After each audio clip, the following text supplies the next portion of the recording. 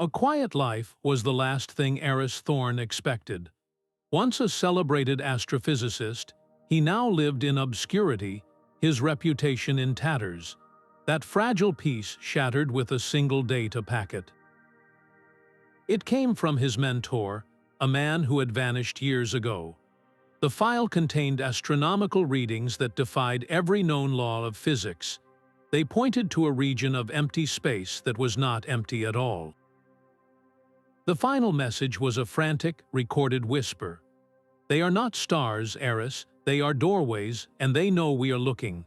This single transmission yanks a disgraced scientist into a labyrinth of lies, promising to reveal why our reality is not what we were taught. You will discover the terrifying truth our governments fought to bury. What would you do if you learned the sky above you was a lie? The numbers on his screen refused to make sense. Aris traced the energy readings again and again, his fingers trembling over the keyboard. It was a ghost in the machine, a rhythmic pulse of quantum fluctuations emerging from a patch of void his colleagues had catalogued as utterly barren. This was not random cosmic noise.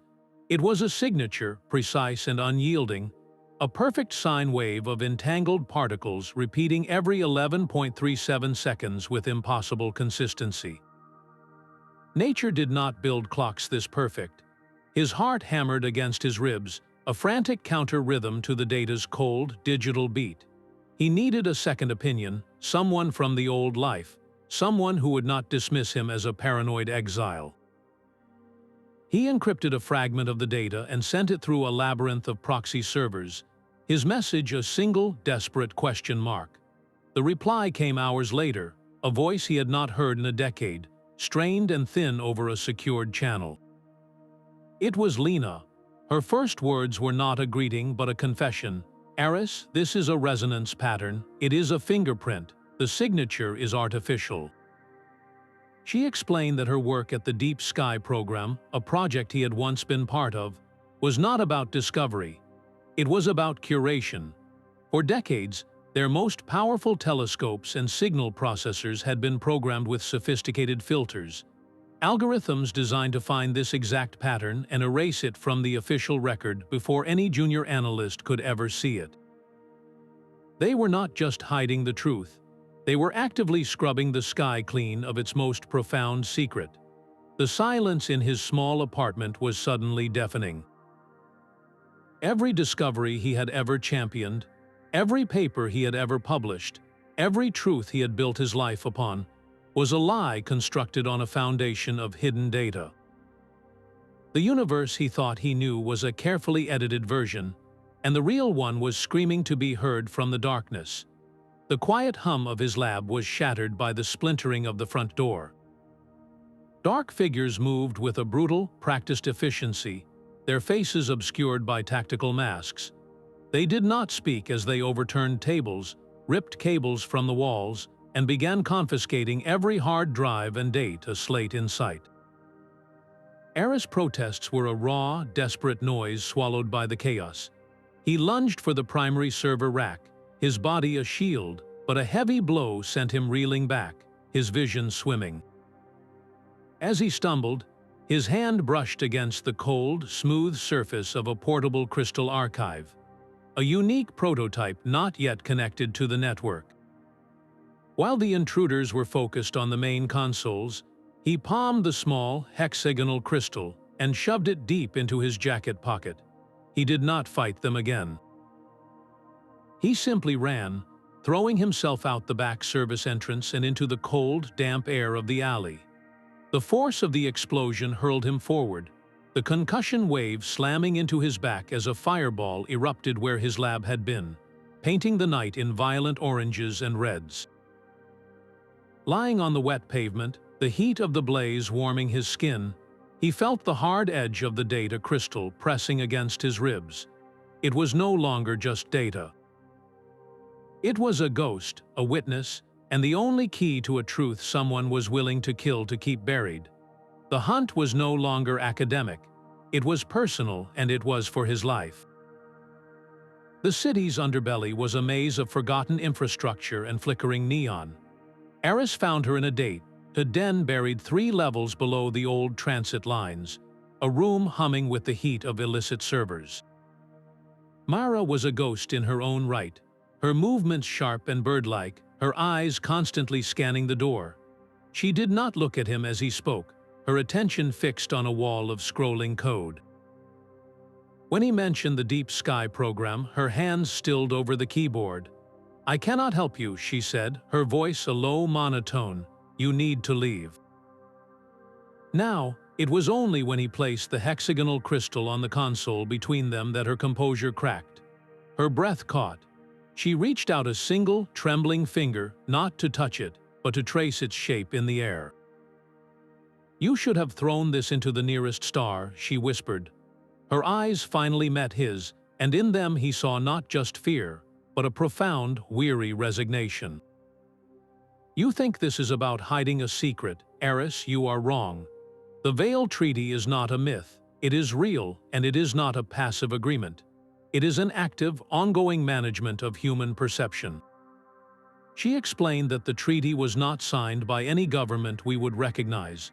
It is in accord with the architects of the silence, a directive to curate our entire reality. They do not just erase data. They seed our sciences with plausible dead ends.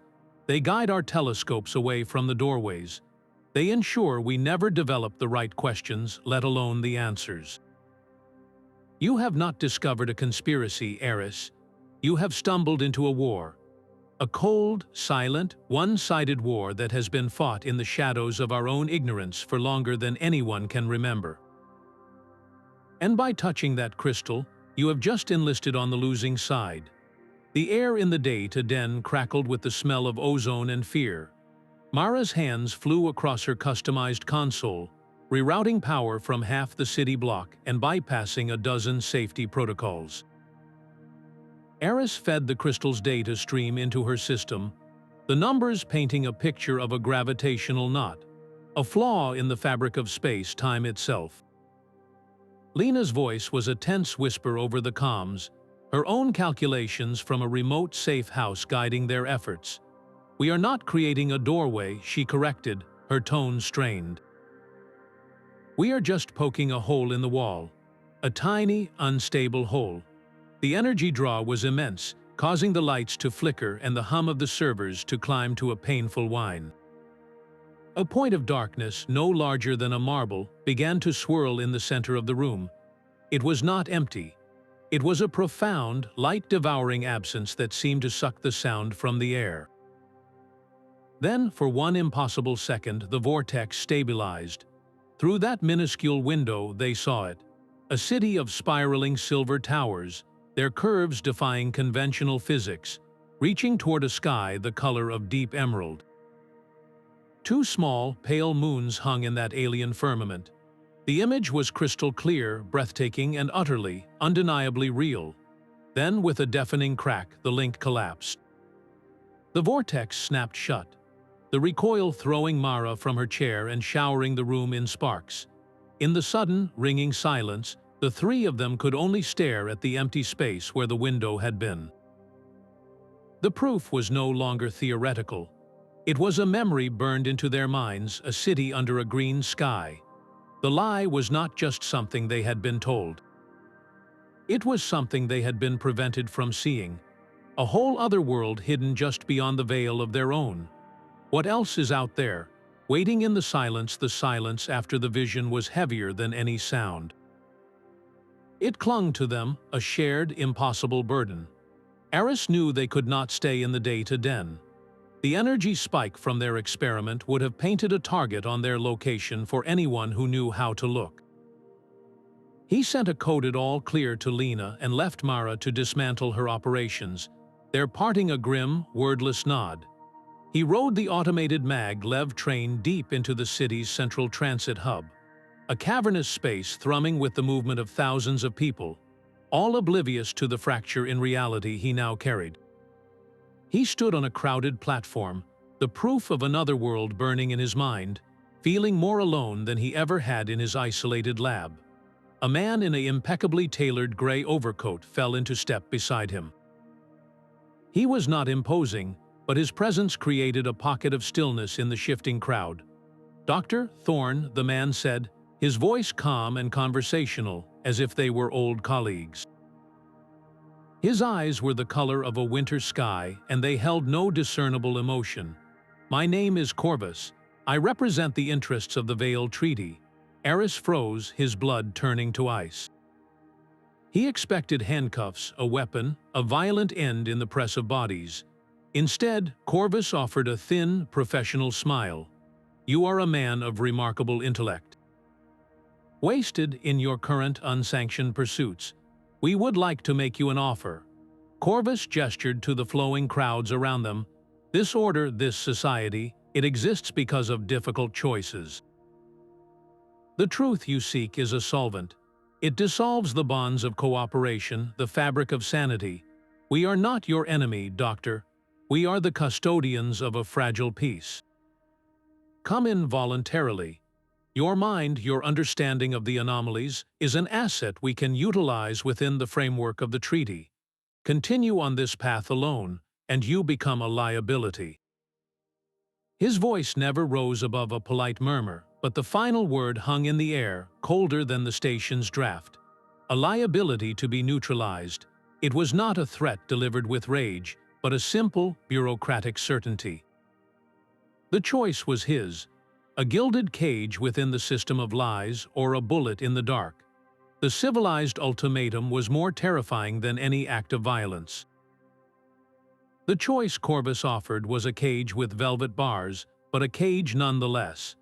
Aris spent 3 days in a safe house, the walls feeling like they were closing in, the weight of his decision a physical pressure on his chest. He was staring at a live feed of the transit hub, searching the anonymous crowds for any sign of Corvus or his agents, when the air in the center of the room began to shimmer. It was not like the unstable vortex they had created in the data den. This was a controlled, deliberate tear in reality, a vertical seam of silver light that hissed open without a sound. A figure stumbled through, collapsing onto the floor as the rift sealed itself behind her, leaving no trace but the scent of ozone and rain. She was a woman, her clothing a style he had never seen, woven from a material that seemed to absorb the light. Her hair was streaked with silver, and a fresh, glowing burn marred her forearm. As Aris rushed to her side, her eyes fluttered open, wide with panic and disorientation. She spoke a single guttural word that his neural implant struggled to translate: "Sanctuary." He helped her to a chair, his mind reeling. This was no controlled contact. This was a refugee. Her name, she managed to convey, was Dr. Ilara Vance. She was a physicist, a high-level architect of something called the Concordance from a world her people called Terra Secunda. She had used a stolen, unstable device to punch through the dimensional barrier, a one-way trip fueled by pure desperation. She looked at Aris, her gaze sharpening, recognizing the haunted look in his eyes.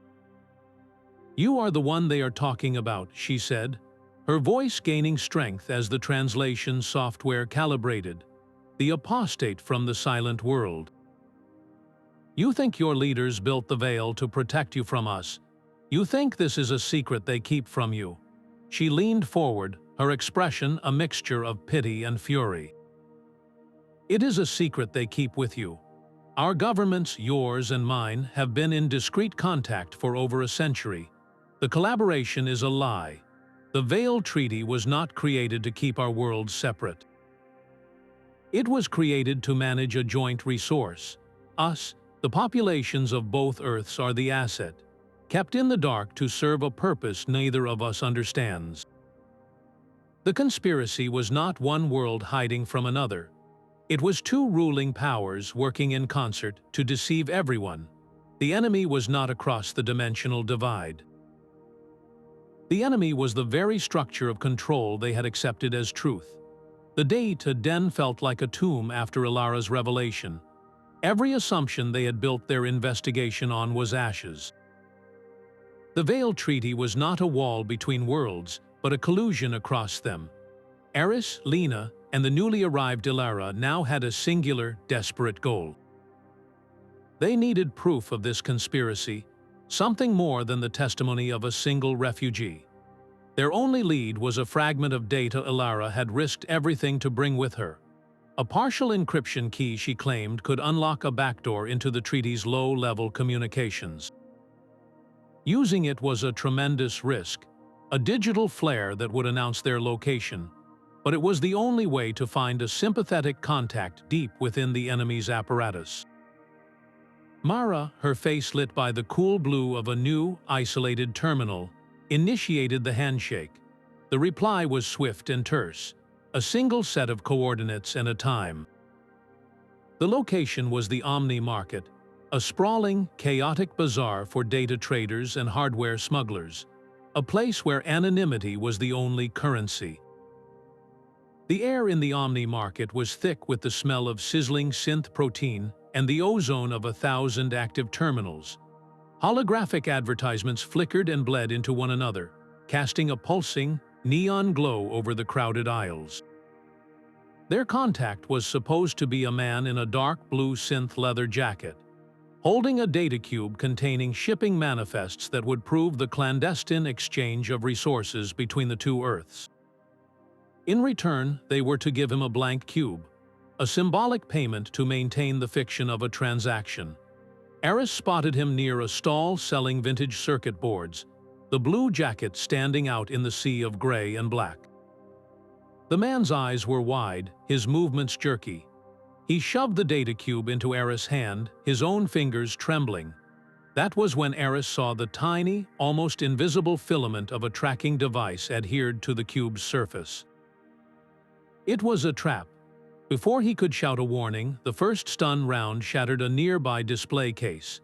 Chaos erupted. The market became a storm of screaming civilians, overturning stalls and shattering glass. Aris, Lena, and Ilara were separated in the panicked stampede. He saw Lena duck behind a reinforced server rack, returning fire with a small energy pistol he never knew she carried. Ilara moved with a surprising, fluid grace, using the crowd as cover.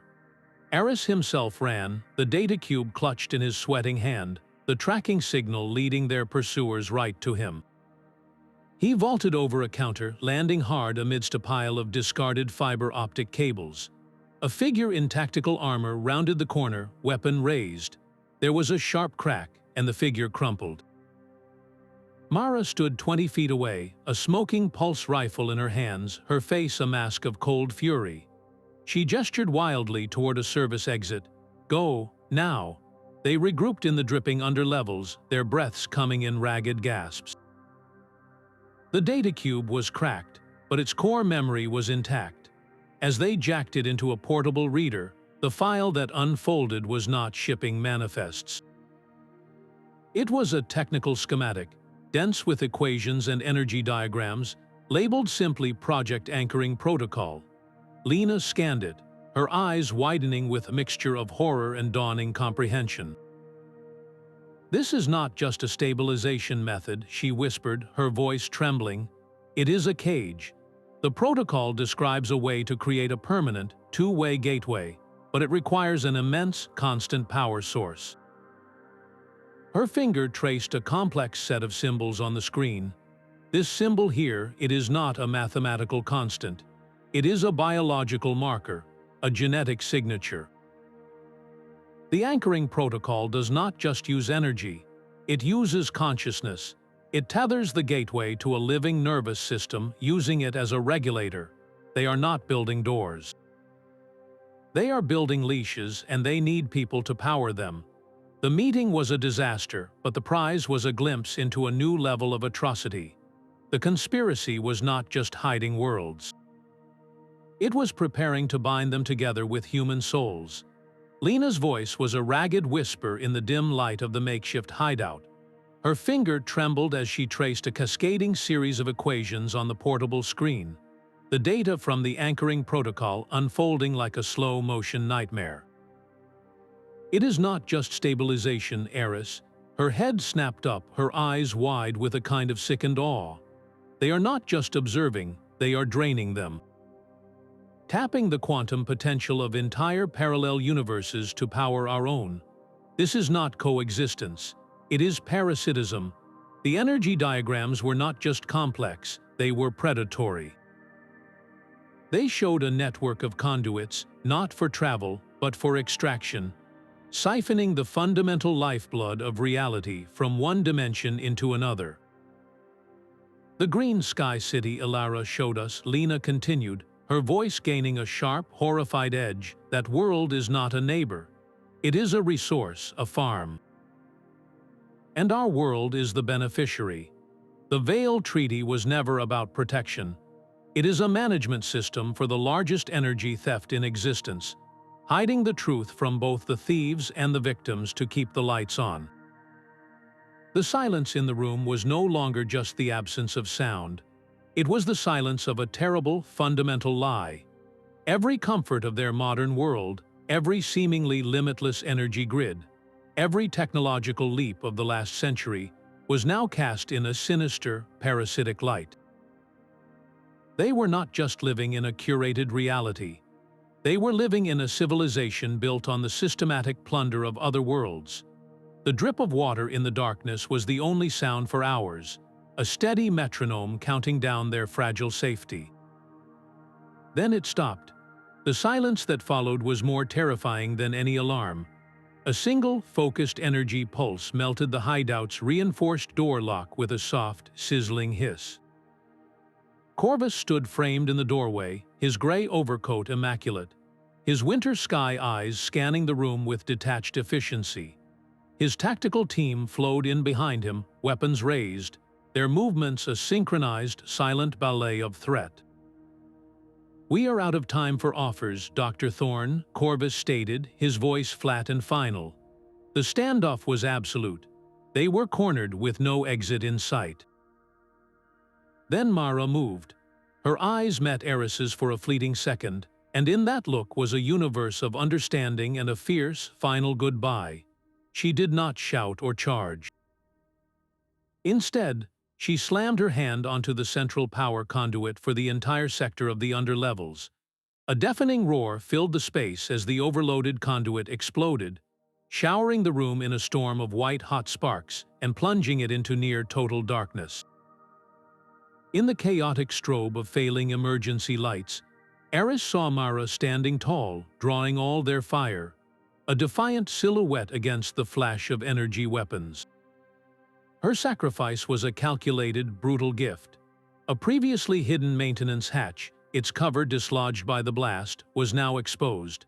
Lena was already shoving Ilara through the narrow opening. Aris hesitated for one last, agonizing look at Mara, who was now being forced to the ground, before he scrambled into the tight, rust-scented tunnel after the others. They crawled through the damp darkness, the sounds of pursuit muffled behind them, their safe haven gone and their team irrevocably broken. The crawl space led to a forgotten maintenance shaft, the air thick with the smell of rust and decay. They emerged into the rattling belly of a freight transport terminal, the noise of machinery masking their panicked breaths. Mara was gone. Her sacrifice had bought them a chance, but it left a hollow, burning anger in its wake. Huddled behind a stack of cargo containers, Ilara tended to a gash on Lena's arm with a field kit. Aris watched the endless flow of automated loaders, his mind racing over their dwindling options. They were fugitives with the most dangerous truth in human history and no way to share it. "We cannot just run forever," Lena stated, her voice tight with pain and frustration. "We need to break their control of the narrative. We have to show everyone." Ilara looked up from her work, her alien eyes glinting in the dim light. She nodded slowly. "They control the data streams, the news feeds, the entire information ecosystem. But there are always cracks, old systems, legacy infrastructure they consider too obsolete to monitor closely." Aris remembered a project from his early days, a global emergency broadcast protocol that used a network of public satellites. It was a system designed for wars or natural disasters, a way to override all channels with a single, urgent message. It was also ancient, nearly forgotten, and protected by security codes that had not been updated in decades. It was their only shot. They needed a terminal with direct access to the old geosync network, a place the treaty's digital sentinels would overlook. They found it in the control room of a decommissioned weather monitoring station, its equipment dusty but still powered by an independent solar array. Lena worked furiously, her fingers a blur as she bypassed layers of deprecated security. Ilara provided the key, a fragment of her world's more advanced harmonic mathematics that could temporarily spoof the satellite's authentication system. Aris compiled the data packet, a brutally compressed file containing the clearest, most undeniable seconds of the Green Sky City footage, along with a text overlay of the anchoring protocol's most damning schematics. His hand hovered over the final command key. This would be a point of no return. Once sent, the signal would be a scream in the silent war, a declaration that would make them the most wanted people on the planet. He took a deep breath and pressed enter. For 30 seconds, the hijacked signal bled into the global net. It overrode entertainment streams, news broadcasts, and public information displays. In living rooms and city squares, on millions of personal devices, a window to another world flickered into existence. People saw the spiraling silver towers against that impossible emerald sky, the two pale moons hanging in silent testimony.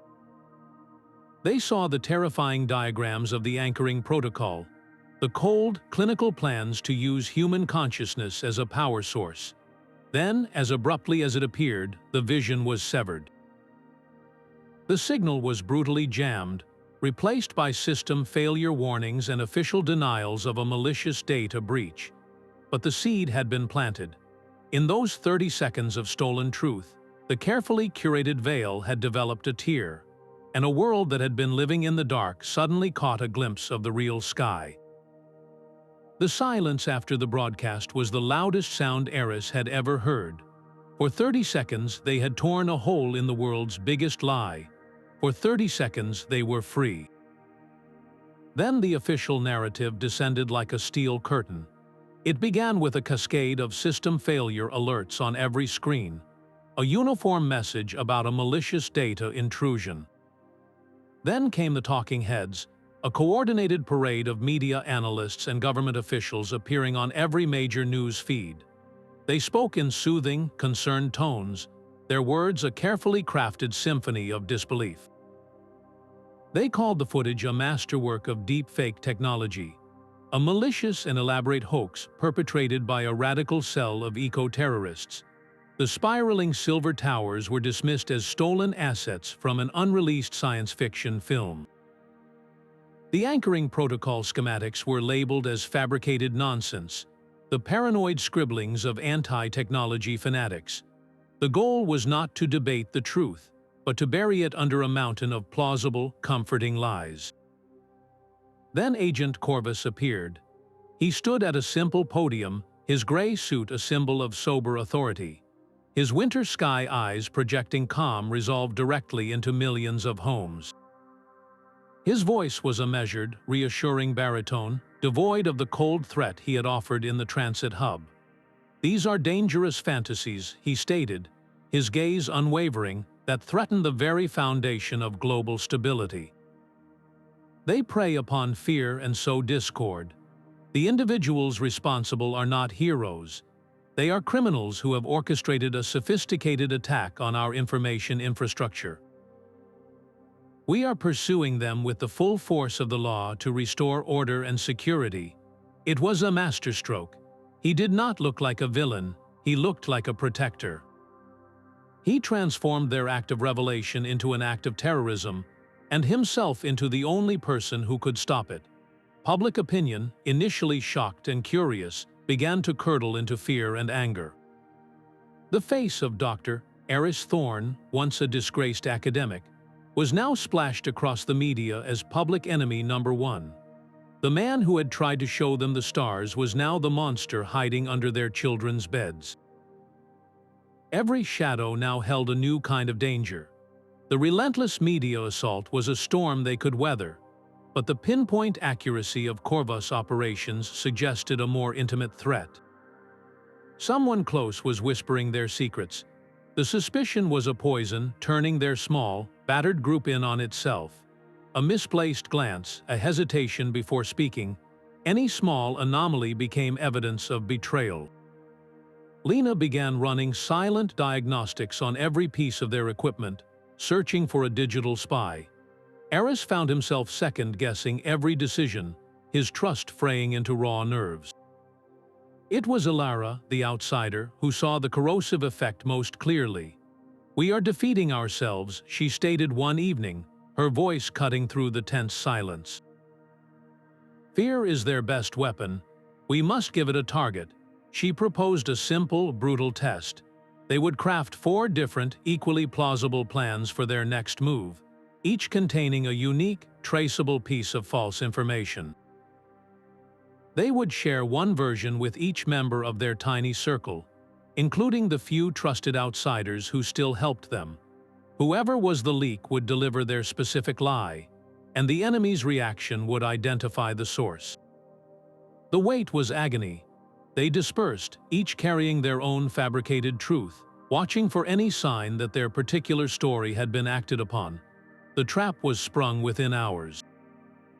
A low-level data courier named Finn, a man who had ferried encrypted messages for them for months, was apprehended in a sting operation set up by Corvus agents. The operation was based entirely on the false plan he had been given. When they confronted him in a secure location, the man broke down instantly. He wasn't a true believer in the treaty. They had his sister. She had been quietly detained on fabricated charges, and her freedom was the price for his cooperation. He was not a villain, but a terrified man caught in the same machine.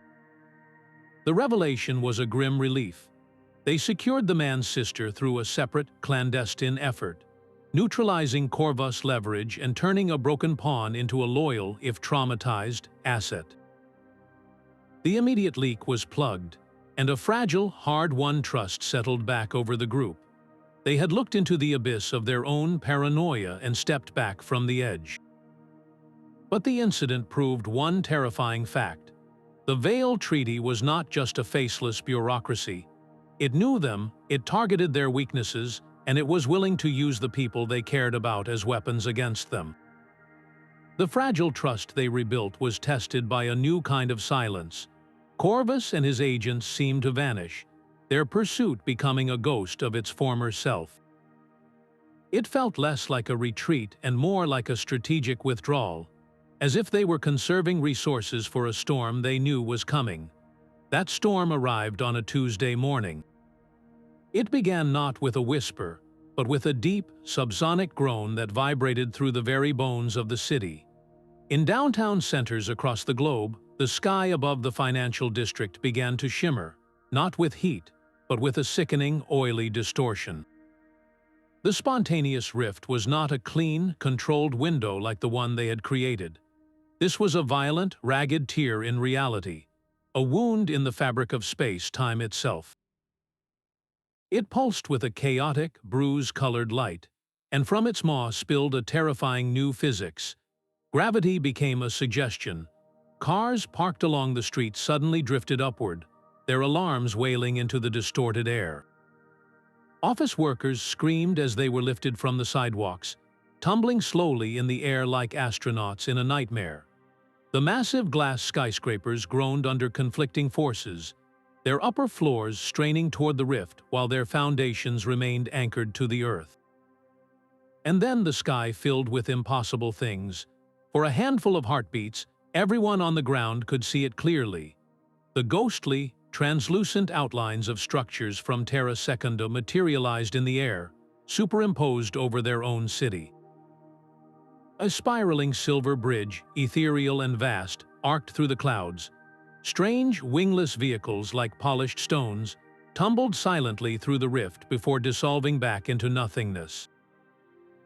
The most terrifying moment came when the upper half of a building from that other world, a structure of flowing, organic design, phased directly through a corporate tower on our Earth. For one impossible second, 2 architectures from 2 different realities occupied the same space, one solid, one a shimmering phantom, before the connection destabilized and the vision shattered. There was no covering this up. The event was too vast, too public, witnessed by millions in person and captured on a billion personal devices. The official denials that followed were like tissue paper against a hurricane. The global panic was instantaneous and absolute. The carefully constructed Vale did not just tear. It was ripped away by the raw, uncontrollable force of a universe refusing to be ignored. In that chaos, the name Aris Thorne was no longer that of a terrorist, but a prophet. His claims were no longer a theory. They were the only explanation for the impossible sky. The city's panic was a distant roar, a chaotic symphony underscoring their grim sanctuary in a dusty warehouse. Ilara stood before a salvaged monitor, the chaotic data from the global rift still flickering across its screen. She looked older now, the weight of two worlds pressing down on her. "This was not a random accident," she said, her voice hollow with certainty. "The breach is a symptom, a tear in the very fabric that binds realities together."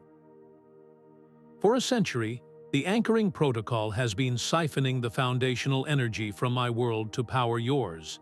It is a constant, violent drainage, and the dimensional membrane was never meant to withstand it. She turned to face them, her alien eyes filled with a terrifying clarity. "We are witnessing a cascade failure. The system is overloading, and the tears are becoming self-sustaining. If we do not find a way to stop the protocol, to sever the connection entirely, it will not matter who knows the truth. Both of our universes will simply unravel." The air left the room. Their mission was no longer about revealing a conspiracy or seeking justice. It was no longer a fight for truth, but a race against a fundamental, existential clock. They were not just fugitives anymore. They had become the only mechanics for a broken cosmos, and the tools they needed were still in the hands of the people who were breaking it.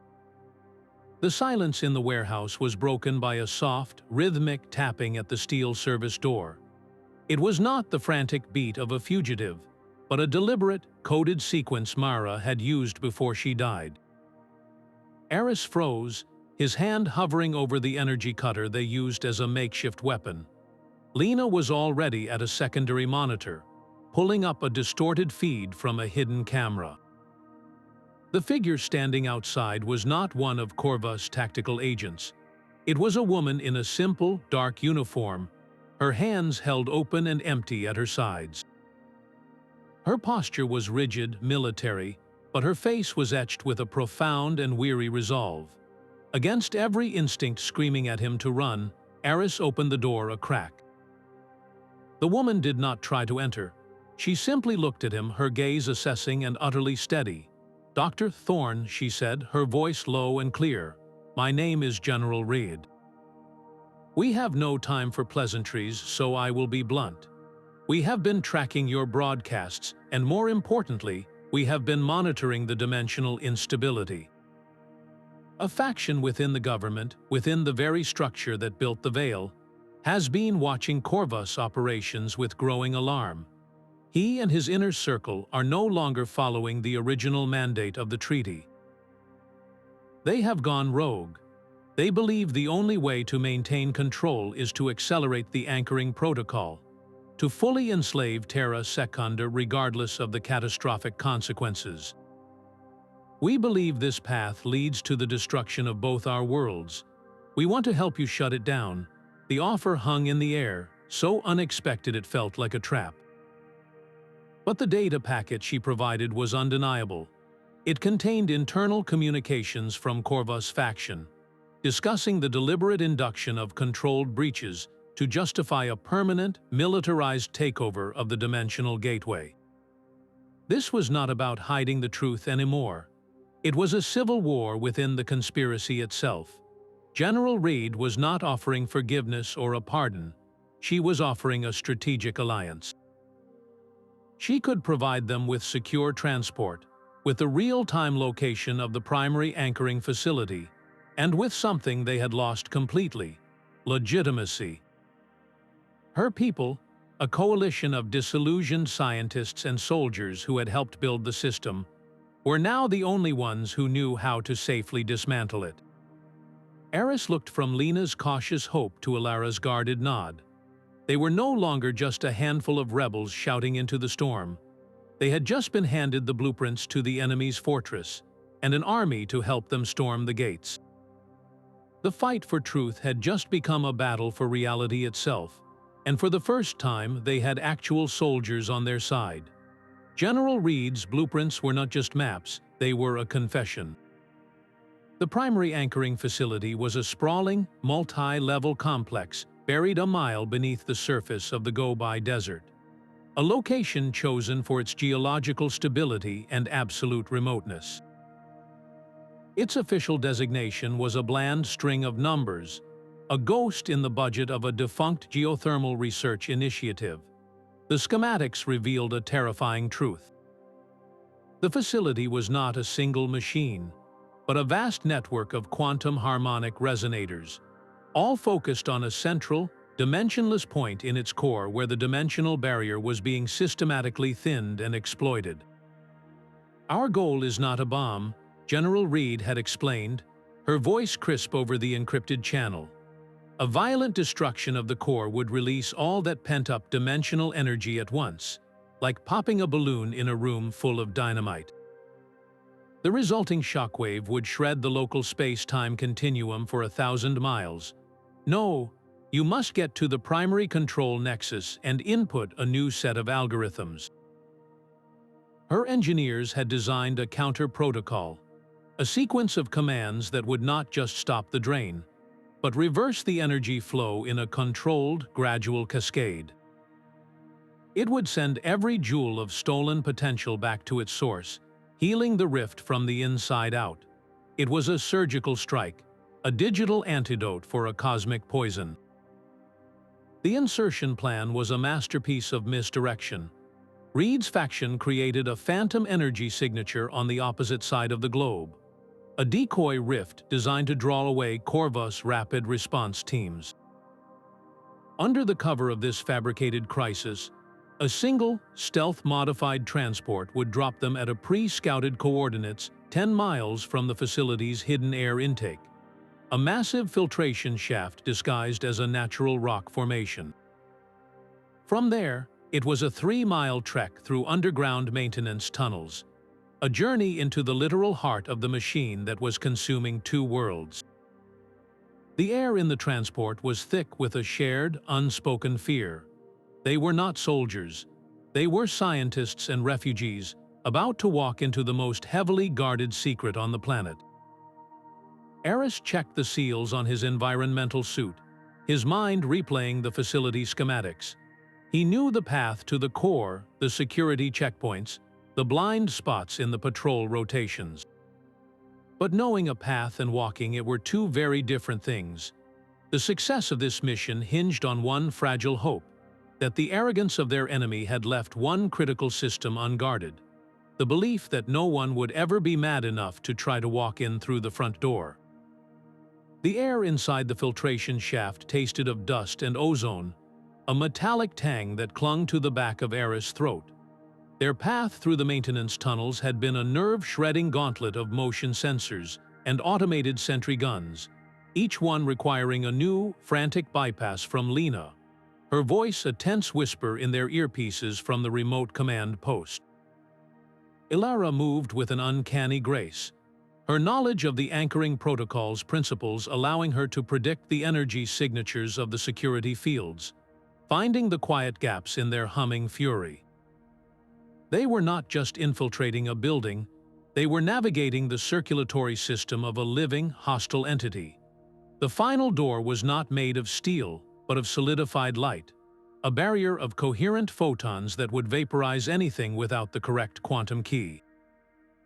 Ilara pressed her palm against a secondary panel, and the complex genetic markers from her world, the very signature the protocol was designed to exploit, became their skeleton key.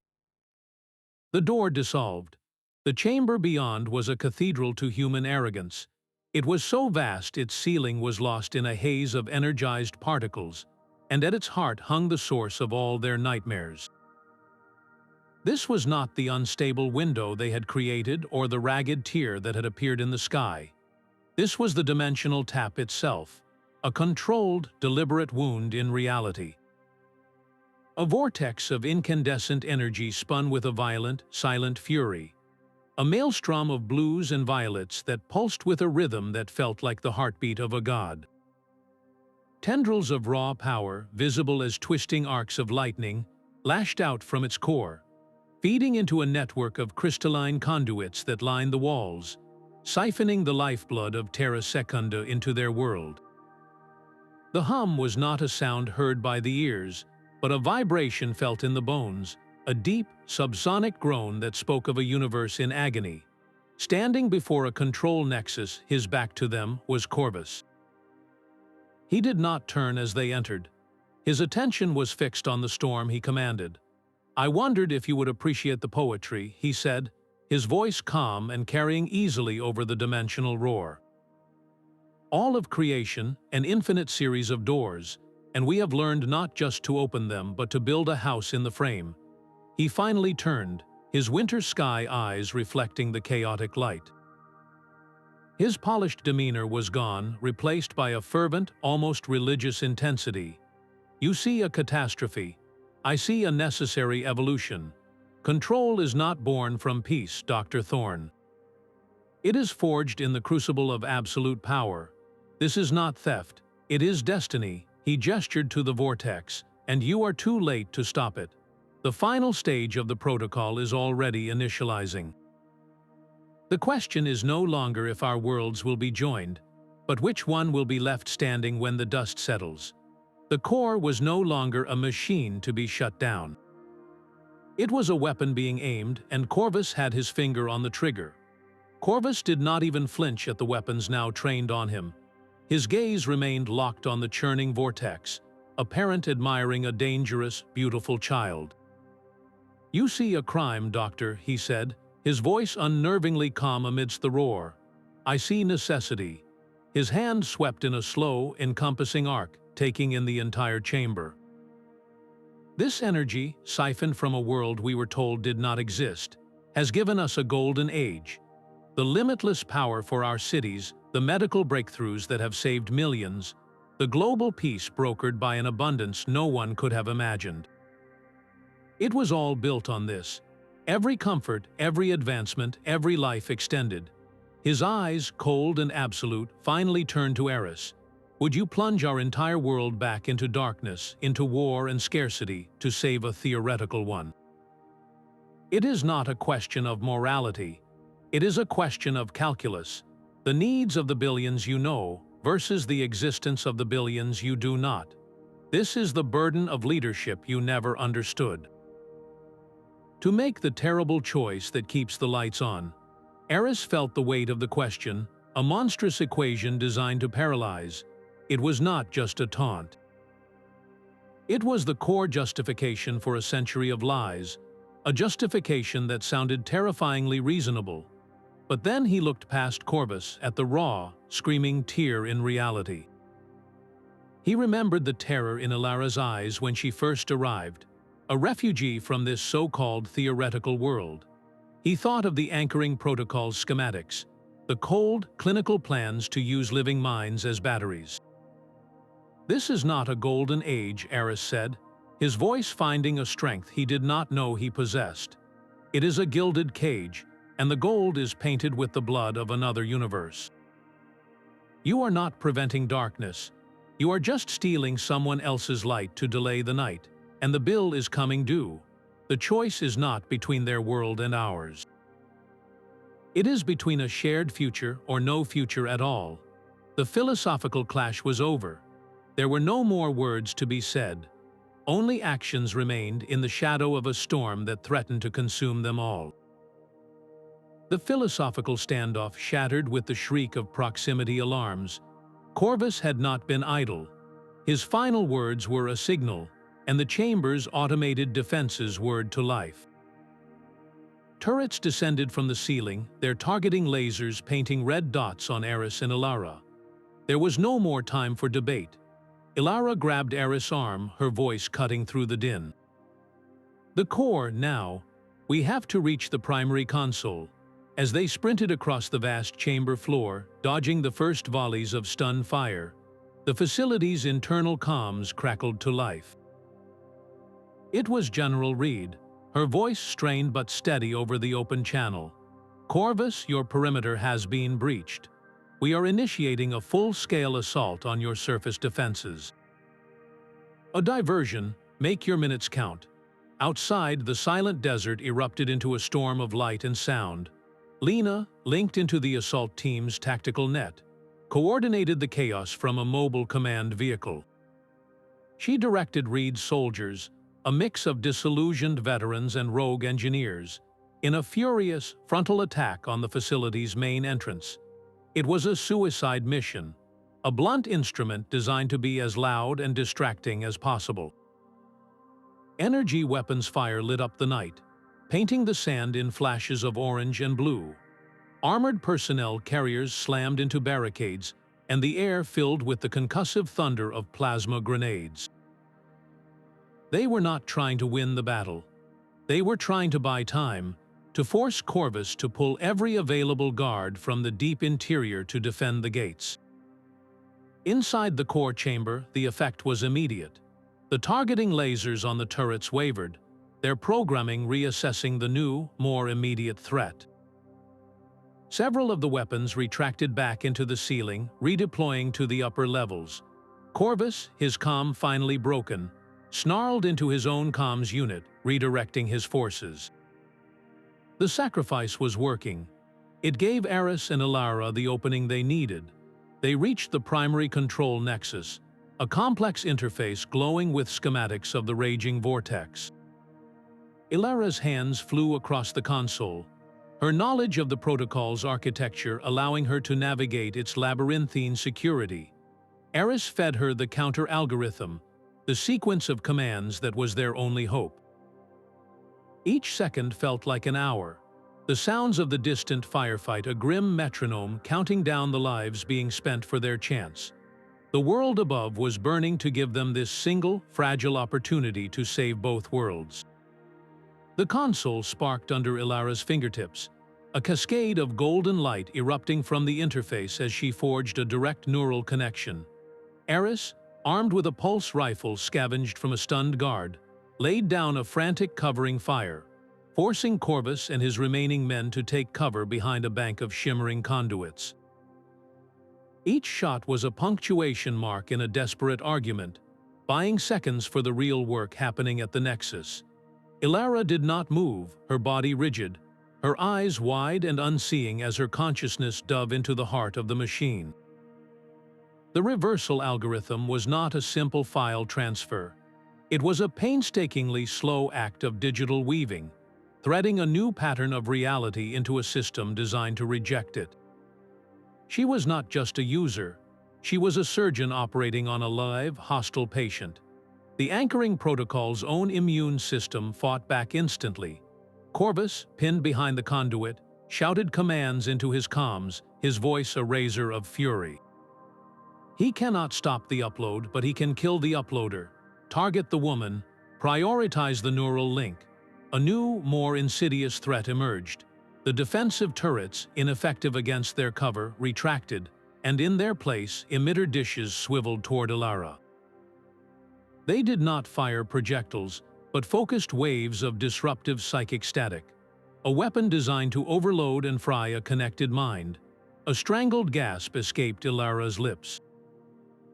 On the console's bio readout, her vital signs spiked erratically. Her heart rate became a frantic, irregular drumbeat. A thin trickle of blood seeped from her nose. She was not just fighting a machine.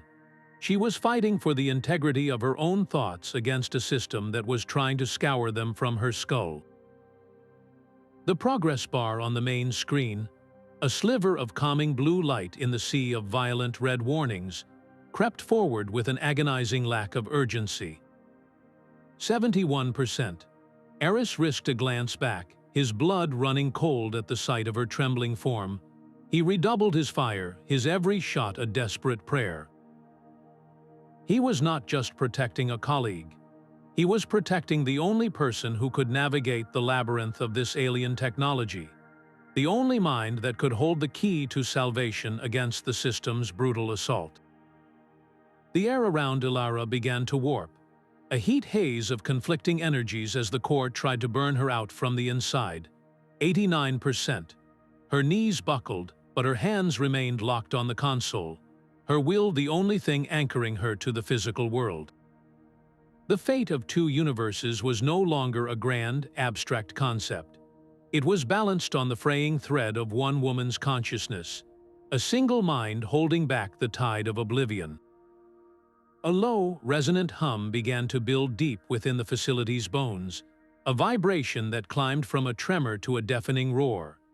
The reversal algorithm was not a gentle shutdown, it was a system-wide cardiac arrest. The energy that had been flowing for a century in one direction was now slamming into a digital wall and rebounding. The crystalline conduits lining the chamber walls, once glowing with stolen power, flickered erratically and then began to fracture, spraying the air with shards of superheated glass. The vortex at the chamber's heart did not shrink. It swelled, its chaotic blues and violets deepening into a bruised, angry purple, its edges becoming ragged and wild as it drank in the returning surge of its own essence. The very air began to tear, not in one place, but in dozens of smaller, unstable rifts that flickered in and out of existence around them. For a terrifying moment, the chamber was filled with a fractured collage of two worlds, the silver spires of Terra Secunda phasing through the steel girders of the complex, the emerald sky bleeding into the sterile light. The floor buckled, hurling both friend and foe from their feet. Corvus, his face a mask of furious denial, was thrown back against a sparking console. This was not the controlled merger he had envisioned. This was a system's failure on a cosmic scale. The anchoring protocol was not just being turned off, it was being ripped out at the roots, and the dimensional fabric it had been suturing was now violently unraveling around them. The implosion was not a collapse into nothing, but a violent rush toward everything, a chaotic merging of realities that would leave nothing intact. The console screamed its final warning, a piercing shriek lost in the roar of the dying machine. Aris wrapped an arm around Ilara's trembling form, her consciousness snapping back into her body with a violent shudder. The neural link shattered and she collapsed against him, her weight a dead burden. He did not think, he only moved, hauling her away from the nexus as the floor plates buckled upward behind them. The air itself was coming apart, flickering between the sterile white of the facility and the alien green of a collapsing sky. Corvus was lost to the chaos, his form swallowed by a shimmering wall of distorted physics. The escape was a blind, desperate sprint through a funhouse of crumbling realities. Solid walls became insubstantial mist, while empty doorways solidified into impassable crystal. The very air tasted different with every gasping breath, one moment metallic and cold, the next thick with the scent of alien pollen. The wave of destabilized reality was a visible tide behind them, a shimmering, silent tsunami of wrongness that dissolved everything it touched into a chaotic soup of mixed dimensions. They reached a service bay, its blast door half melted by a power conduit explosion. An armored emergency transport, a beetle-like craft designed for rapid evacuation, sat on its landing skids. Aris all but threw Ilara into the passenger compartment, scrambling into the pilot's seat. His hands, slick with sweat, fumbled over the ignition sequence. The engines whined in protest, then caught, lifting the craft on a shaky cushion of anti-grav. He punched the thrusters and the transport shot forward, skimming along a launch tunnel that was phasing in and out of existence. One moment they were surrounded by rock and steel. The next they were flying through the ghostly architecture of a Terra Secundan city street. Translucent figures staring in silent horror at the machine screaming through their world. Then they were free, bursting out into the cold, clear air of the desert night. He pulled the craft into a steep climb, the G-forces pressing them into their seats. He risked one look back. The entire facility, the mountain that hid it, and a square mile of the desert plain beneath it, simply vanished. There was no sound. No fireball. Only a silent, blinding flash of pure white light that etched the landscape onto his retinas. When his vision cleared, there was nothing left but a perfectly smooth, glassy crater, shimmering under the starlight. The machine, the conspiracy, the war, all of it was gone. The silence that followed was more profound than any sound, a void where a world-ending threat had once been. They had won, but as he looked at Ilara's unconscious form and the alien stars above, the victory felt hollow, a fragile peace bought with the complete annihilation of everything they had fought against. What world would be left for them to return to now? The world held its breath in that silent, glassy crater. Aris kept the transport hovering, its engines a low hum against the profound quiet. Then the sky began to weep light. It started at the horizon, a faint shimmer like heat haze on a summer road, but this was no illusion.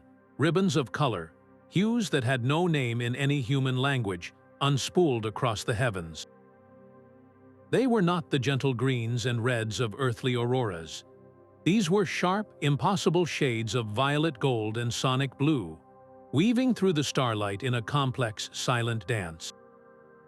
It was the universe stitching itself back together, the dimensional wounds cauterized by the very energy that had torn them open. The visible spectrum could barely contain the display, a physics-defying light show that was both beautiful and terrifying in its scale. This was their victory, painted across the atmosphere for anyone to see, a final, undeniable message that the old rules no longer applied. What do you do when the sky itself announces that everything has changed? The healing was not just in the heavens. On the ground, the smaller, unstable rifts that had flickered in city squares and over oceans simply winked out, like soap bubbles popping.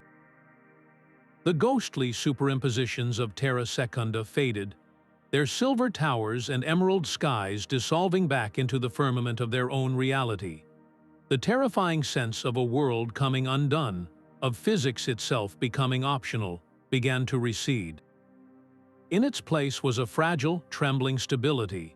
The great theft had ended, the energy conduits were severed, but turning off a century-old engine does not immediately restore the landscape it consumed. The real work was only just beginning. Aris looked at the instruments, his mind struggling to process the data. The raw power that had once flowed into their world, the illicit energy that had fueled their golden age, was gone. He thought of the cities below, their lights still blazing, their hospitals still running, all operating on a borrowed power source that had just been unplugged. The bill for a century of living on stolen time was about to come due, and the entire world was about to feel the shock of that withdrawal. The silence in the cockpit was broken by a soft groan. Ilara stirred in the passenger seat, her eyes fluttering open. They were clear, free of the psychic static that had threatened to burn her out. She looked at the shimmering sky, then at Aris, and a single weary tear traced a path through the grime on her cheek. "It is done," she whispered. "The bleeding has stopped, but the patient is still weak. My world, your world, we are both convalescing now.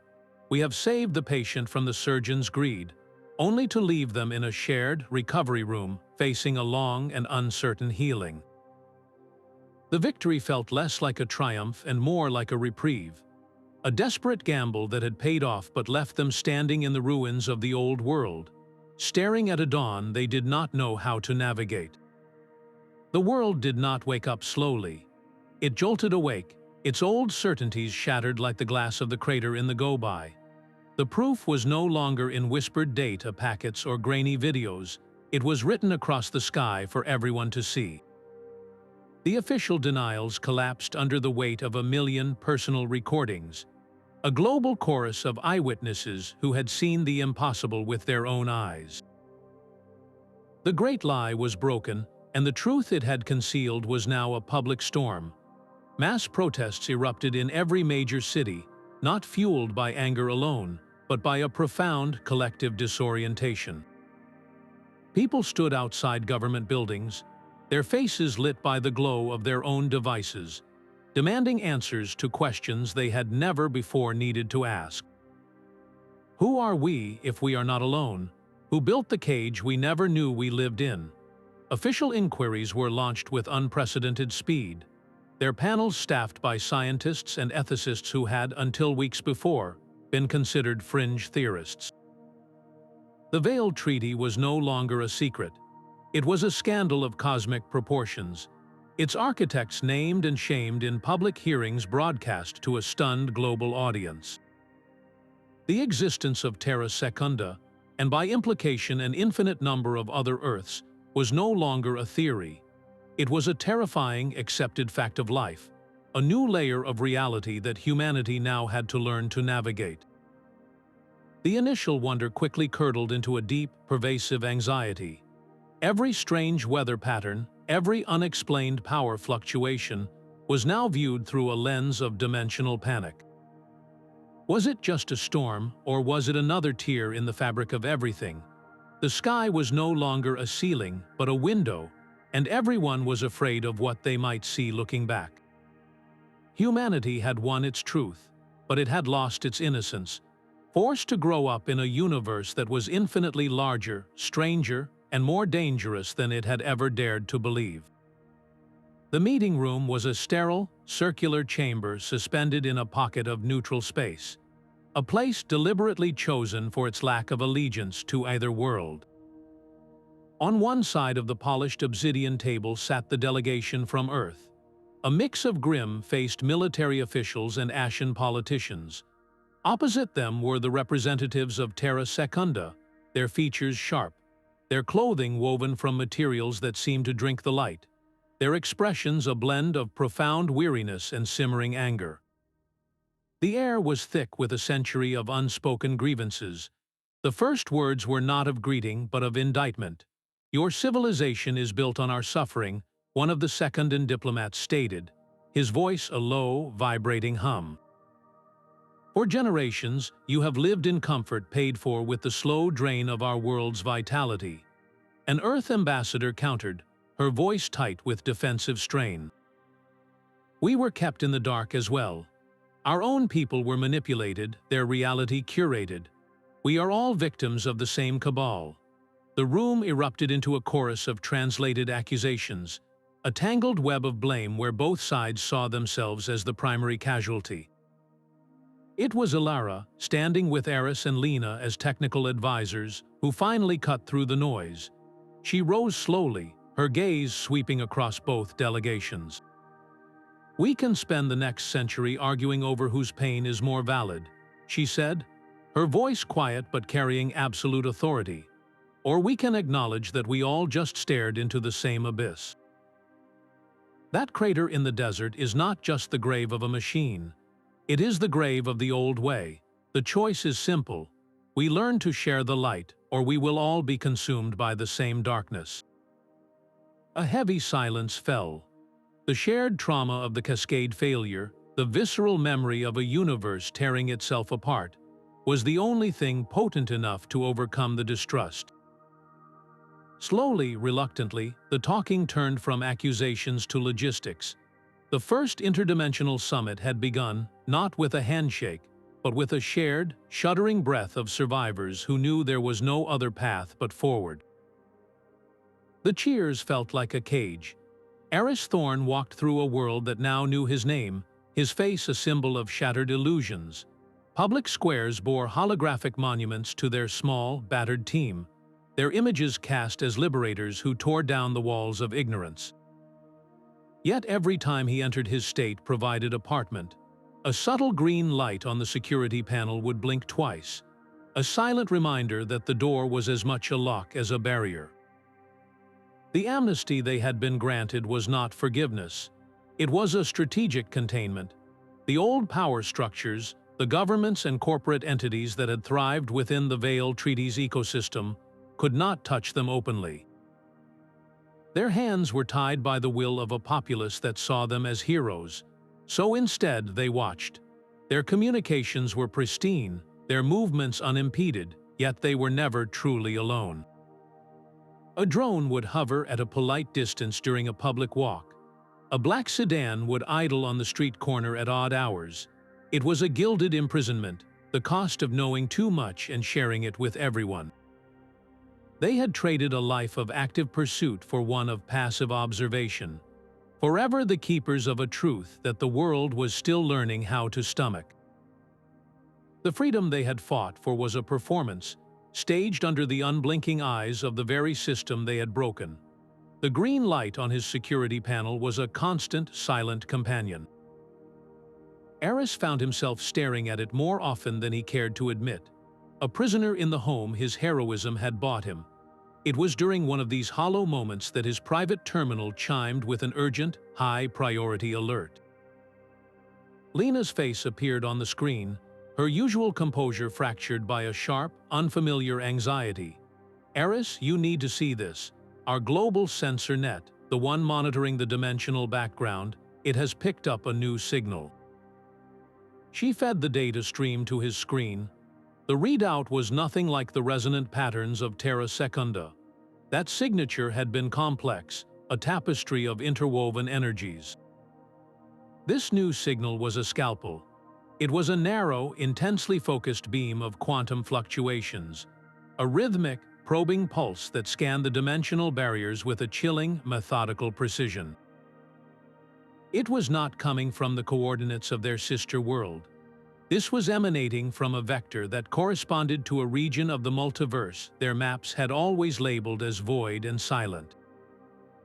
The signal did not feel like a greeting or a discovery. It felt like a searchlight sweeping a dark forest, and they were the flicker of movement it had just detected. In the quiet of his gilded apartment, a new kind of cold seeped into Aris' bones. They had spent so long fighting to open their eyes to the universe. They never stopped to consider what might be looking back from the deeper dark, drawn by the light and noise of their struggle. The silence they had broken was now answering with a question of its own, and the tone was anything but friendly. Ilara's hands trembled as she parsed the new signal, her face losing all its color. She traced the path of the reversal energy, her voice a thin, horrified whisper. The reversal was not just a reset. It was a broadcast. We did not just turn off a machine. We sent out a shockwave through the dimensional substrate, a pulse of pure, unrefined potential. It is like lighting a bonfire in a pitch-black wilderness.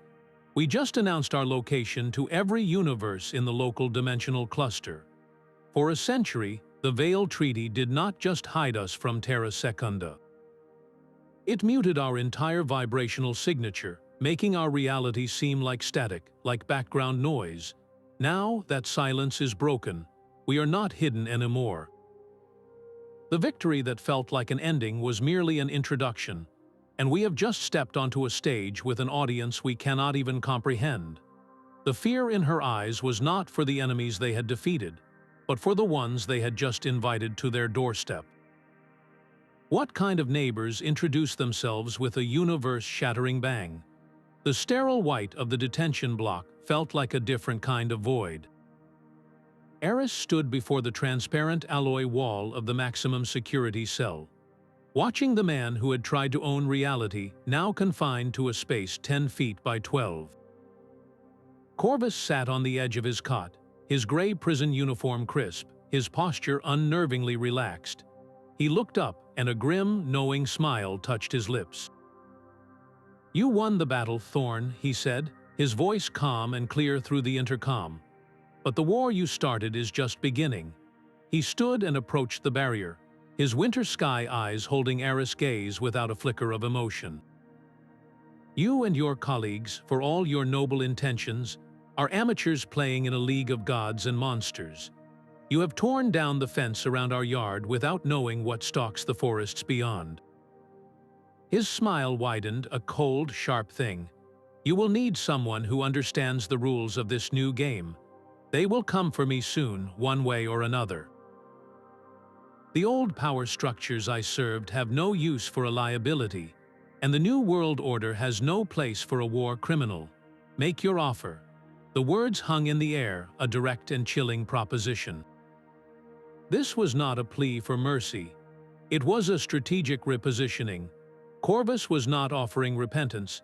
He was offering his mind, a vast and dark archive of protocols, contacts, and unthinkable contingencies from a century of managing the impossible. To refuse him was to face the unknown with a deliberate blindfold. To accept was to invite the architect of their nightmares to sit at their council table, to forever wonder if his counsel was a guide or a slower, more subtle form of sabotage. The choice was no longer between right and wrong, but between probable death and potential damnation. The real enemy was no longer the lie they had exposed, but the terrifying truth of what that lie had been built to keep out. The first tear appeared over a suburban park in Ohio, a shimmering scar in the air that wept a silent, steady rain of confused refugees. They were not soldiers or diplomats.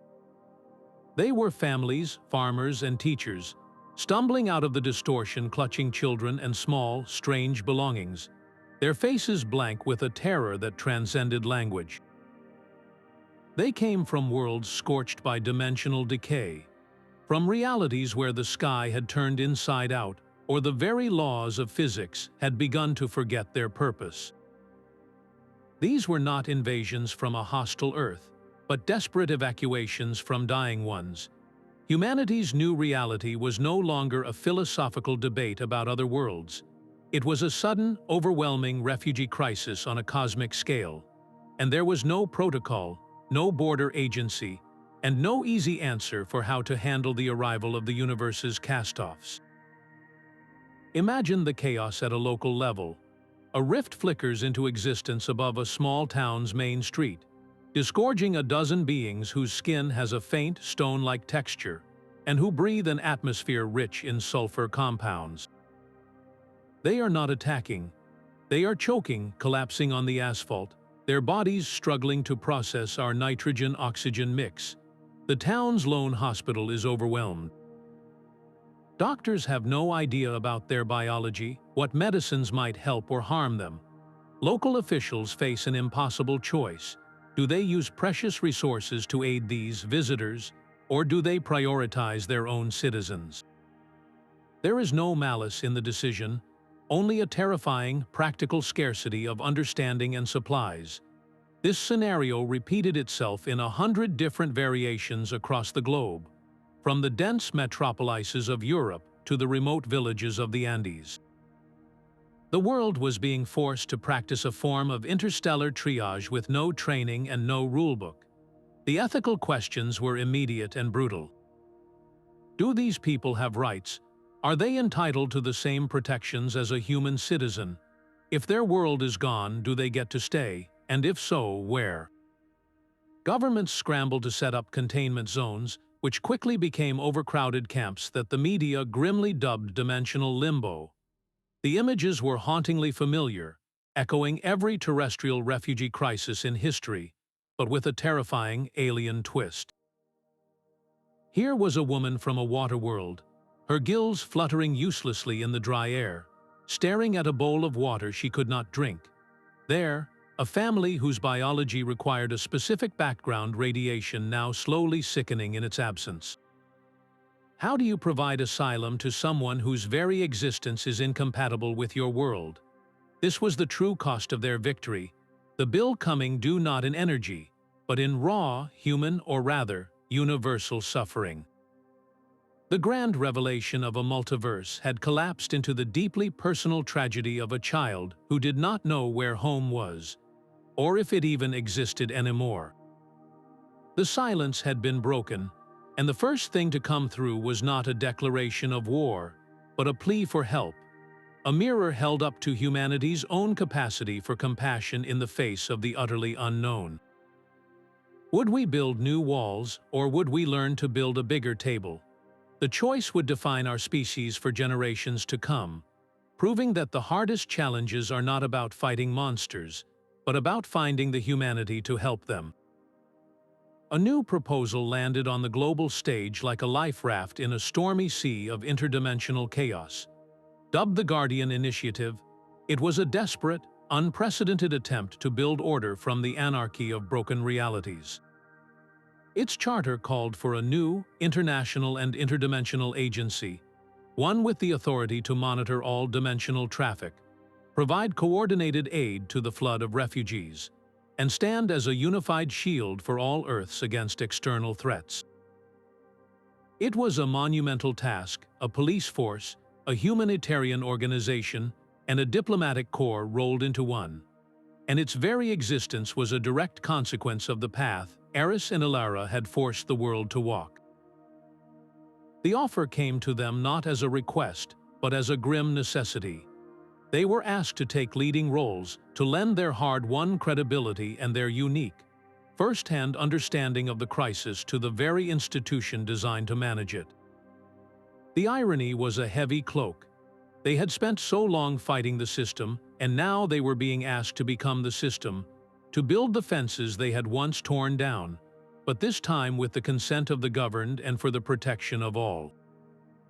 Could the architects of rebellion become the stewards of a fragile, new peace? The answer would determine whether humanity's next chapter was one of collaboration or collapse. The conference room felt more like a bunker than a place of diplomacy. Its walls lined with data screens flickering with distress signals from a dozen dying worlds. Aris, Ilara, and Lena were no longer just fugitives or heroes. They were the reluctant architects of a new reality, tasked with drafting a constitution for the cosmos itself. The first contact protocol was not born from optimism, but from a desperate need to prevent the chaos from consuming them all. They started with the most fundamental principle, a rule etched into their minds by the memory of the anchoring facility's core. The Prime Directive, they called it, a solemn vow that no world under any circumstances could be exploited for its energy or resources. This was the non-negotiable heart of their new doctrine, the line they would not cross. Next came the rules of engagement, a chillingly pragmatic set of guidelines. Any signal, any rift, any contact was to be met with a standardized sequence of mathematical and universal constants prime numbers, the hydrogen line, the structure of a carbon atom. It was a language of pure science, a way to say we are here, and we are thinking, without revealing a single vulnerability. But how do you legislate for the utterly unknown?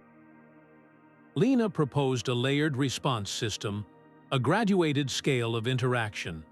A passive signal would be met with a passive reply. An unstable rift would trigger a quarantine and observation protocol. An organized incursion, however, that would be met with a unified, defensive front from all Guardian signatories. It was a terrifying prospect, the idea of a multiversal war, but to ignore the possibility was to invite it. Ilara's contribution was the most profound, born from her own traumatic journey. She insisted the protocols include a refugee compact, a binding agreement that any sentient being fleeing a dimensional collapse would be granted temporary sanctuary and aid, regardless of their origin or biology. It was a monumental commitment, a promise to share a world already buckling under its own problems. Could a planet struggling with its own poverty and conflict truly open its doors to the universe's cast-offs? The ethical weight of that question settled over the room, a burden as heavy as a star. They were not just writing rules, they were defining the soul of their new civilization.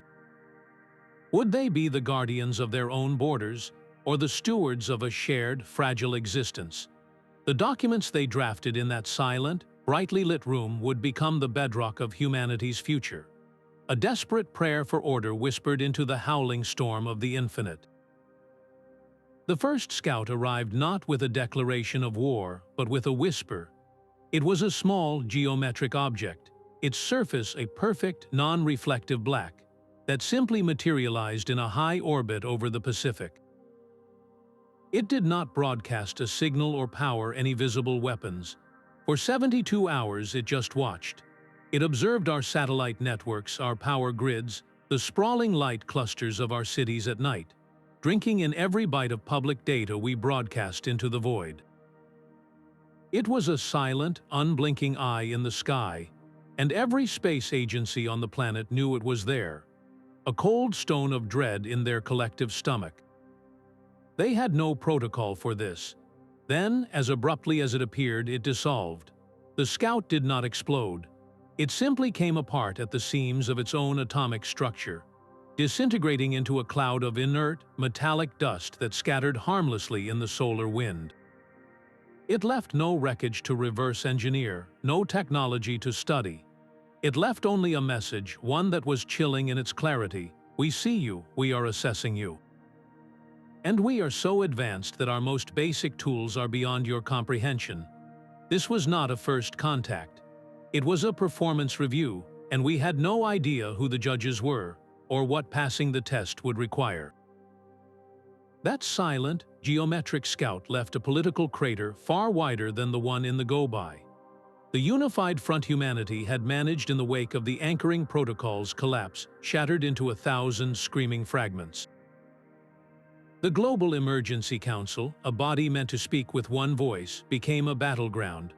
On one side stood the militarists, their arguments sharpened by the raw, primal fear the black object had instilled. Their leader, a hardline general named Valerius, pounded the table, his voice a low thunder. They did not send a greeting card, they sent a spy. This is a reconnaissance mission before an invasion.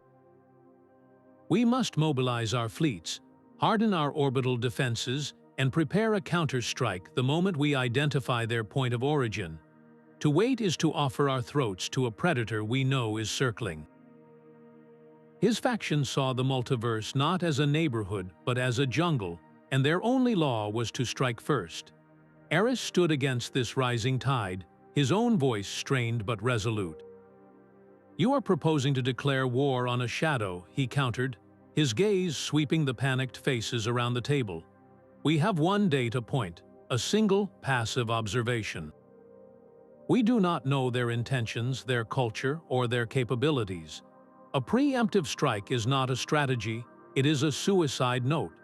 We just spent a century being the monsters in someone else's story because we acted out of fear and greed. Are we so eager to play that role again?" He argued for the path of radical patience, for using the Guardian Initiative's protocols to send a calibrated, peaceful response, a message of greeting and a request for dialogue. It was a schism that ran far deeper than simple policy. It was a fundamental divide over the nature of the universe they now inhabited. Was it a place of inherent conflict, or was there room for something more? This fracture echoed in the streets. Protests erupted outside government buildings worldwide, but now they were divided against themselves. One group carried signs demanding first strike now, their chants full of fire and dread. Across the barricades, another group held vigils for peace, their silence a powerful plea against a rush to judgment. Humanity, having just discovered it was not alone, was now tearing itself apart over what to do about it. The question was no longer about what was out there. It was about who we would choose to become in response. Would our first act on the cosmic stage be one of paranoia or of principle? The answer would determine whether the stars became our allies or our graves. The air in the abandoned orbital transit hub was thin and cold, tasting of metal and vacuum. Aris stood with Lena and Ilara, their small group joined by two figures who seemed to pull the light from the room. The second and emissaries wore no uniforms, but their stillness was a language of its own. One, introduced as Preceptor Kale, spoke with a voice that resonated not in the ears, but in the mind. "We did not come here to discuss our shared past," he began, his gaze holding Aris. "We are here because of a shared future. A single black geometric object appeared in our skies 3 cycles ago. It watched, it listened, and then it unmade itself." Kale produced a data crystal, and when its light filled the air, a holographic rendering of the Scout materialized. It was identical in every detail to the one that had observed Earth. A cold certainty settled in the room. Lena's breath caught.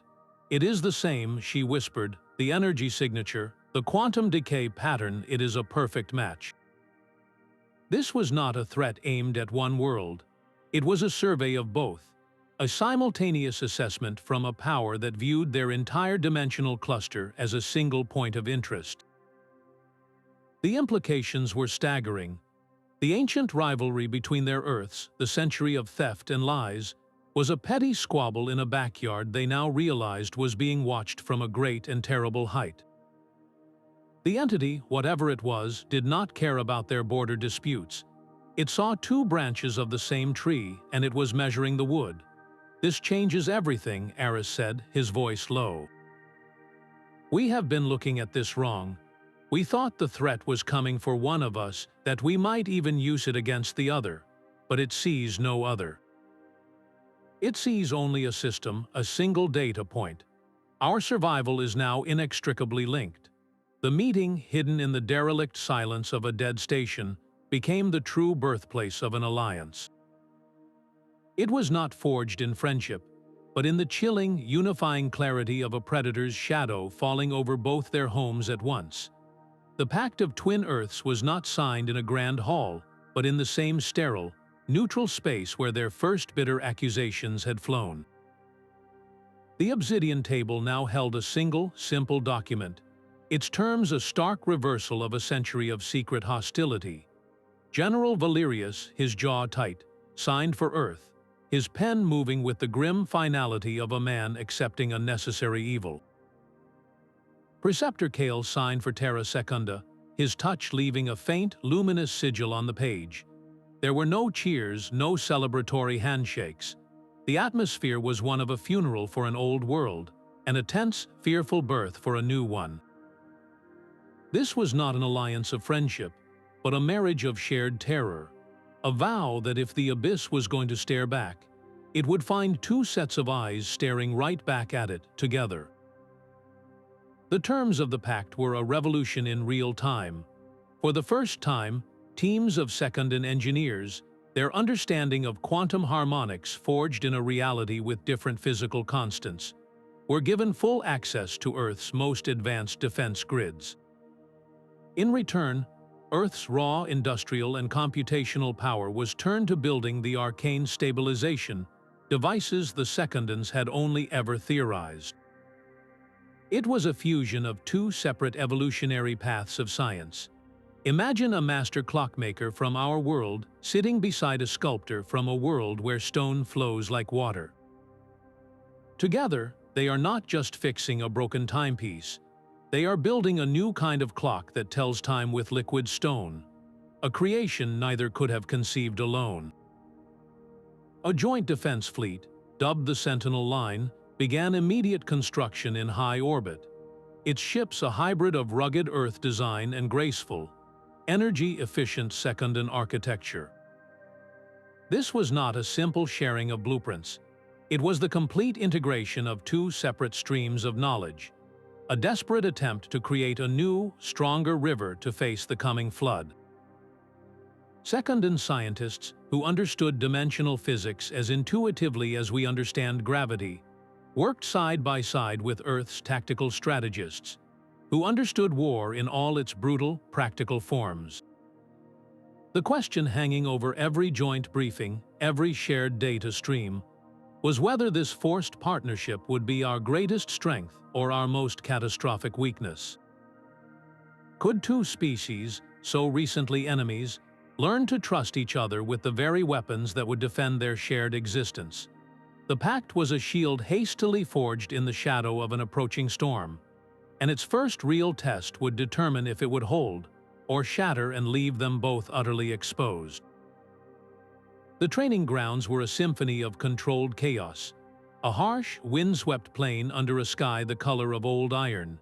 Here, for the first time in history, soldiers from two different Earths stood side by side. Their uniforms were a stark contrast, the rugged, practical camouflage of our world next to the sleek, light-absorbing fabrics of Terra Secunda. The air crackled not just with the energy of their new hybrid weapons, but with a tension so thick you could almost taste it, a mix of old prejudices and a raw, desperate need to trust. They were learning to fight a war that had no front lines. A conflict that could erupt from the space between atoms or tear opened the air above their heads. Every drill was a delicate dance of two different martial philosophies, two separate evolutions of combat, forced to become one. An Earth sergeant would bark an order, only for his second counterpart to execute the maneuver with a fluid, almost preternatural grace that seemed to defy physics. Their new rifles, a fusion of our ballistic principles and their energy-focusing crystals, felt alien in everyone's hands. The first live fire exercise was a near disaster. A second soldier, misinterpreting a hand signal, activated a defensive harmonic shield that inadvertently deflected a volley of practice rounds back toward the Earth unit. For a heart-stopping moment, two platoons who had been enemies for a century had their weapons trained on each other, fingers on triggers, the air electric with the ghost of their recent war. It was a young corporal from Earth who broke the standoff, slowly lowering his weapon and offering a grim, respectful nod to the flustered second soldier. The moment passed, but the lesson was seared into everyone present. Their greatest enemy was not the silent, geometric scout or the unknown threat it represented. Their greatest enemy was the history they carried in their bones, the instinct to see the person next to them as the other. How do you build an army when every soldier is fighting a war on two fronts, one against a faceless external threat, and the other against the deep-seated suspicion of their own ally? Their survival would depend on answering that question not in a briefing room, but here, in the mud and the simulated fire, learning to see their shared reflection in the polished surface of a hybrid weapon. The reply signal was a needle of coherent light fired into the cosmic dark, a single, elegant proof of a shared theorem. For 3 agonizing days, there was only silence. Lena refused to leave the monitoring station, her face lit by the steady, unchanging readouts. The tension in the operations center was a physical weight, pressing down on everyone. Had they answered correctly, or had they just given the unknown entity the final piece of data it needed to classify them as a problem to be solved? Then, the silence broke. It did not come as a roar, but as a whisper. A new signal arrived not on the main array, but on a secondary, low-bandwidth channel used for internal facility communications. It was a simple, repeating data packet, so small and efficient it was almost dismissive. Lena decoded it in seconds. It contained no language, no images, no threats. It was a set of coordinates and a time index. The coordinates pointed to a patch of empty space between galaxies, a void so profound it was a cartographic curiosity. The time index was precise, marking an event exactly 72 hours from the moment of receipt. "They are not talking to us," Lena said, her voice hollow with a strange, deflated awe. "They are giving us a ticket to a show." The entity was not declaring war or offering friendship. It was providing an invitation to a demonstration, a display of power so absolute it felt no need for declarations. The question now was not what they were, but what they were about to see, and whether any mind from any Earth was truly prepared to witness it. The reply was a single, elegant proof of a shared theorem, a mathematical sonnet broadcast into the cosmic dark. For 3 agonizing days, the silence that followed was absolute. The entire operations center of the Guardian Initiative became a temple of shared anxiety, where the only sounds were the hum of servers and the quiet, measured breathing of people trying not to hope too hard. Every news channel on both Earths ran a live feed of the silent monitors, a global vigil for a voice from the void. Humanity, in all its fractured, chaotic glory, was united in a single, breathless question.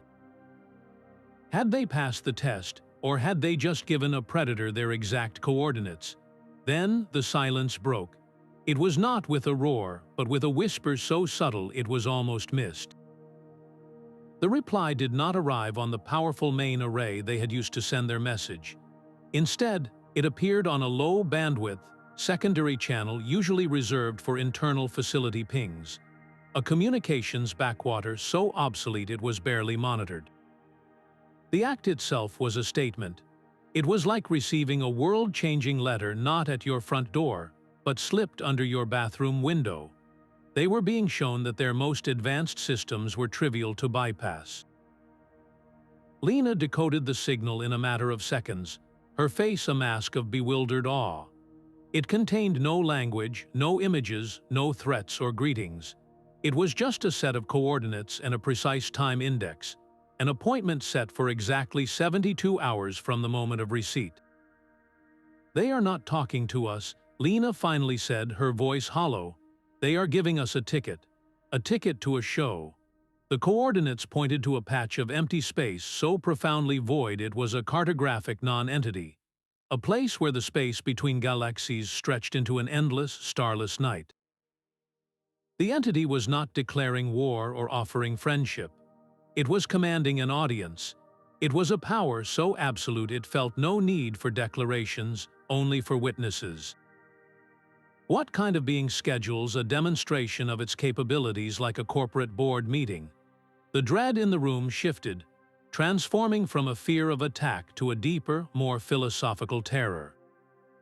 They were not being invaded. They were being curated, placed under a microscope by an intelligence that viewed their entire civilization as a data point in a much larger experiment. The waiting was over, but the true test of their courage was just beginning. How do you prepare your soul to witness something that might shatter your understanding of reality itself? The silence that followed the coordinates was a held breath for all of humanity. 72 hours stretched into an eternity of dread and frantic preparation. Then, as the final second on the time index ticked away, every speaker on the planet, from the grandest broadcast system to the simplest personal comm, crackled to life at once. The sound was not a complex mathematical proof or a burst of encrypted data. It was a voice, 1,000 voices layered into one seamless stream, each speaking a different language, from ancient human dialects to the tonal languages of Terra Secunda. The message was simple, clear, and utterly terrifying in its perfection. The Conclave of Worlds has received your answer. Prepare for formal introduction. The signal ended as abruptly as it began, leaving behind a global silence ringing with its echo. This was not an invitation to a demonstration of power. It was a summons to a conversation. The entity had a name, the Conclave of Worlds. The words themselves suggested a council, a gathering of civilizations, a galactic, or rather, a multiversal United Nations. But the method of delivery, the absolute, effortless control over every communications device on 2 planets, was a reminder that this was not a meeting of equals. This was a teacher calling the class to order. A wave of cautious, disbelieving hope washed over the operations center, so potent it felt like a physical warmth. They had not been met with a weapon but with words, yet the terror was sharper than ever. Diplomacy with an unknown power carries its own unique dangers. A war you can fight. A treaty you do not understand can be a slower, more insidious form of surrender. What demands would this conclave make? What would they consider a formal introduction?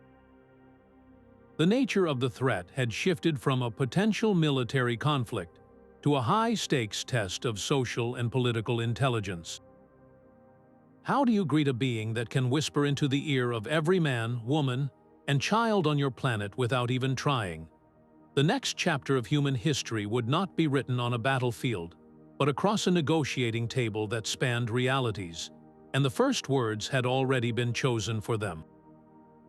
The voice of the conclave faded from the airwaves, leaving behind a global silence that was shattered by the frantic coordination of 2 worlds. The designated orbital path became the most watched point in the sky. Every telescope and sensor array on Earth and Terra Secunda trained on the empty patch of space.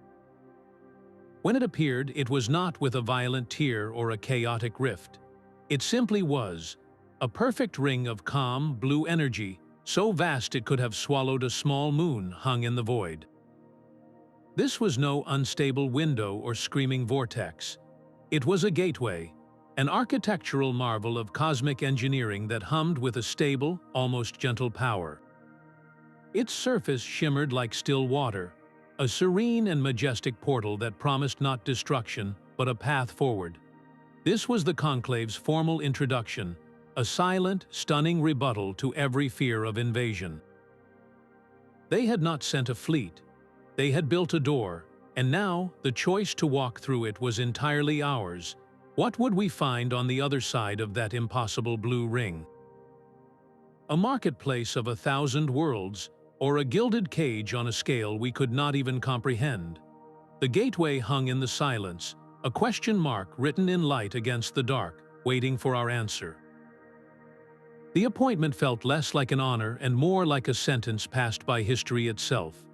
Aris Thorne stood alone in the cavernous docking bay, the only sound the whisper of recycled air and the thrum of his own heart. Before him, the gateway was a disk of impossible serenity, a pool of liquid sapphire hanging in the void.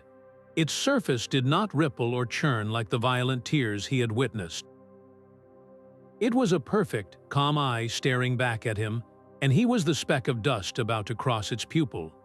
He adjusted the simple silver pin on his lapel, the only symbol of his new office, Ambassador of Earth to the Conclave of Worlds.